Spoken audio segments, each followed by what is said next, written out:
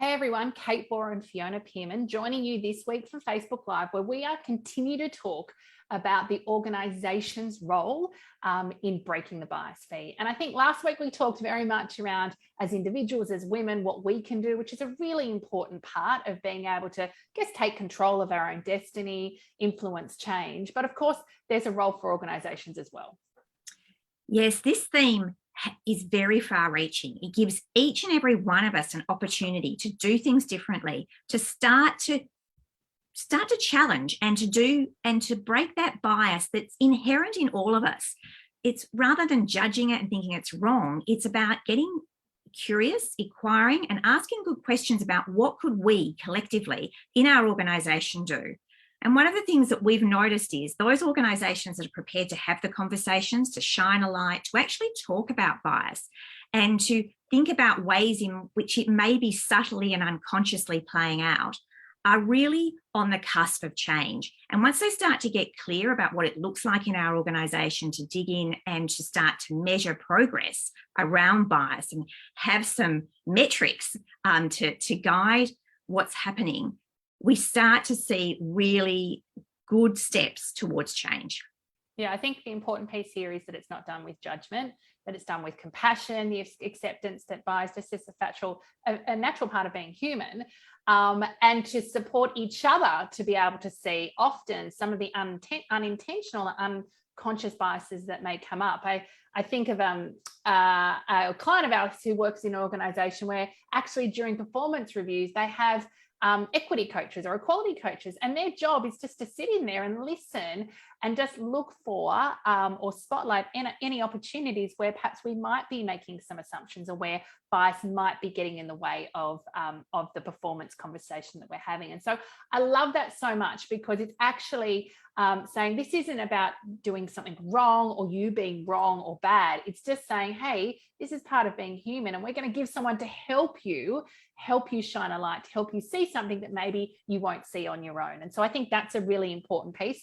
Of course, resourcing our women in the system to be able to get clear about what they want, to be able to advocate for themselves, to ask for what they want, to negotiate pay rises, all of those sorts of things, creating that really self-driven, forward-driven impulse in the system from women that then allows leaders to be able to meet those women, to have those conversations. Now, they may not always be comfortable conversations, but at least if we've got a groundswell and we're supporting the groundswell, right? We're not just kind of sending them in unprepared to do it, but we're supporting and resourcing those women to rise up to that conversation. Then if our leaders can meet those conversations and we can have a really valuable conversation, then we are far more likely to be able to shift some things in the system in terms of what's okay and what's not okay. Yeah, so I think this the role of allyship and advocacy, really being willing as participants in this organisation. You're part of an ecosystem and you have influence, whether you're conscious of it or not. Everything you do and say is either moving us closer towards a more inclusive, a more welcoming culture where bias has less place, or it's taking us away.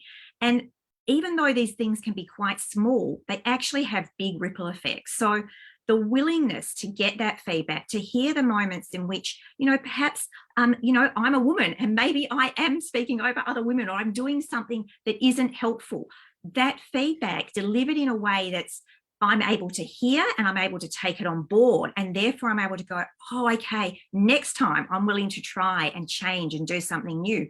And we've seen countless times where the quality of these conversations and organisations slowing down enough even to hear each other in these moments is one of the most powerful ways that we start to really, really eliminate bias in its everyday forms.